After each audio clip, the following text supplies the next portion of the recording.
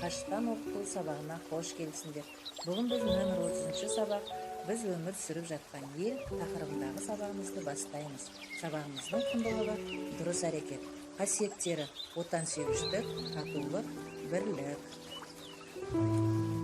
Сабағымыздың мақсаты туған елдің адам өміріндегі маңыздылығын ұғыну арқылы дұрыс әрекет құндылығының мәнін ашу. Міндеттеріміз отанға деген сүйіспеншілігімізді арттыру арқылы ынтымақ туралы түсінік алу.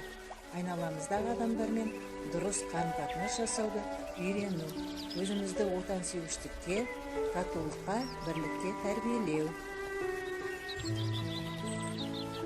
Ал балалар, барлығымыз сабаққа дайынбыз ба?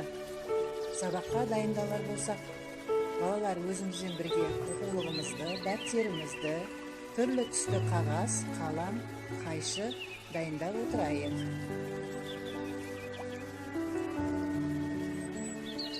Ендеше сабағымыздың келесі айдары үй тапсырмасын тексеру. Үйге балалар аудармашы Рабиға Ізғұттанованың «Біз бәріміз бірдейміз» атты Анжелика Карабутованың әңгімесін оқып келуге тапсырма берген болатын. Ендеше әңгімені оқысаңдар, сұраққа жауапты ортаға тастап отырайық. Сұрақтар: біздің бәріміз бірдейміз дегенді қалай түсінесіңдер? Адамның бойындағы басты нәрсе не деп ойлайсыңдар? Сендердің өмірлерінде басқа адамға достық қолын созған жағдай кездесті ме? Ондайда не сезіндіңдер? Бүгінгі сабағымыздың дәйек сөзі «Отаншыл болу отбасынан басталады». Дәйек сөздің авторы Бауыржан Момышұлы. Ал кәнекей балалар, дәйек сөзімізді қайталайық. Отаншыл болу отбасынан басталады. Әңгімелеу айдарында мен сендерге балалар Айнаш Ильясованың «Отан» деген әңгімесін айтып беруді жөн көрдім. Бірде сыныптастармен әңгімелесіп отырып, сөз таластырып қалдық.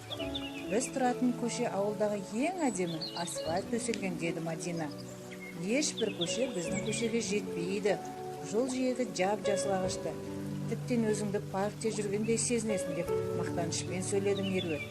Ой қыздар-ай, біздің көшеше, деп сөзін бастай бергенде, Розаны Салтанаттың киліккен сөзі бөліп жіберді. Қойыңдаршы қыздар, бірде-бір көшенің ерекшелігі жоқ.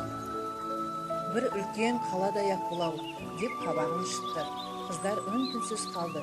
Бәрі де Салтанаттың сөзін іштей мойындағандай. Өткір мінезді Самалдың үні бәрімізді елең еткізді. Неге олай дейсің, Салтанат?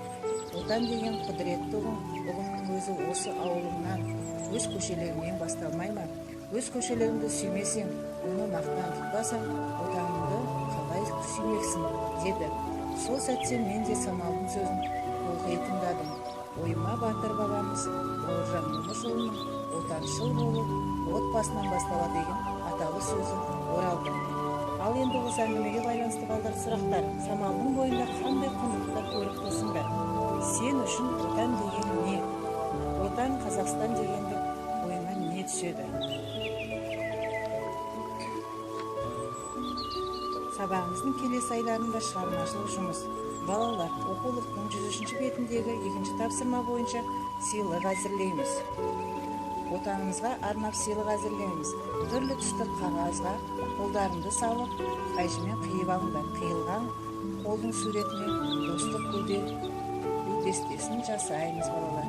Жасаған гүлдестелеріңді суретке түсіріп ортаға тастап отырайық.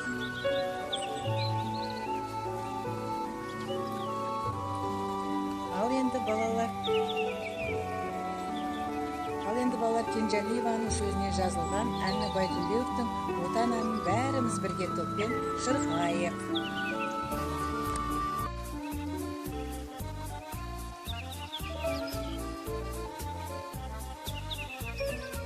Отан сөзі мәңгі өшпес, із қалдырды санама, от құшағы естен кетпес, балаймын мен анама.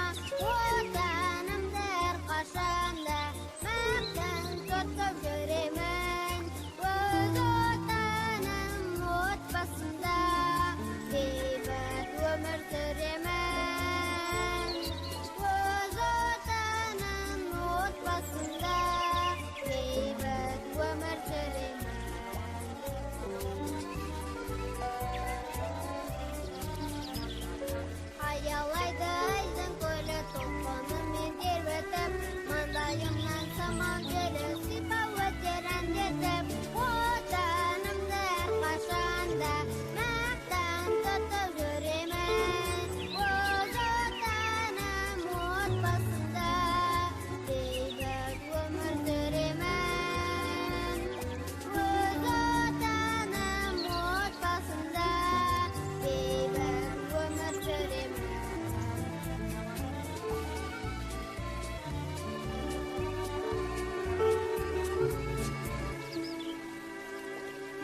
Ал енді балалар үйге тапсырма алайық. Үйге келесі 31-ші сабағымыз оқулықтың 106-шы бетіндегі ел аузынан әңгімесін оқып, түсінік денеңіз. Сабағымыздың соңғы тыныштық сәтінде бүгінгі сабақтан алған әсерлерді жүрегімізге саламыз. Барлықтарына үлкен рахмет. Келесі сабақта жүздескенімізше қош сау болыңдар балалар.